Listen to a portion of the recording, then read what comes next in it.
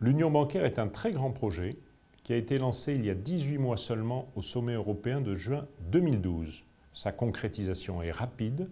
C'est ainsi que la supervision unique des 6000 banques de la zone euro sera confiée à la Banque centrale européenne en novembre 2014. C'est le premier pilier de l'union bancaire, destiné à ramener la confiance dans la zone euro et à lutter contre la fragmentation des économies. Les travaux sur la résolution et la prévention des crises bancaires et la création d'un mécanisme unique de résolution se poursuivent. Les banques françaises ont toujours été favorables à une supervision bancaire intégrée en Europe et donc aujourd'hui à l'union bancaire.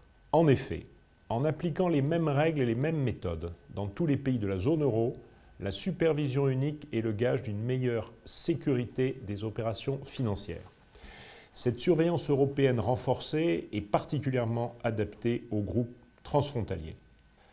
Organiser de manière ordonnée la liquidation d'un établissement en cas de graves difficultés, c'est le meilleur moyen d'éviter tout phénomène de contagion.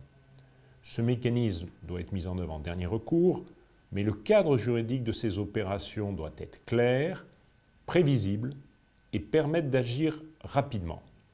La FBF reste naturellement vigilante sur tous les aspects techniques qui restent sur la table, notamment les règles concernant la résolution des crises bancaires, qui doivent encore être clarifiées, ainsi que les conditions de mise à contribution des actionnaires et des créanciers en cas de difficultés graves d'un établissement.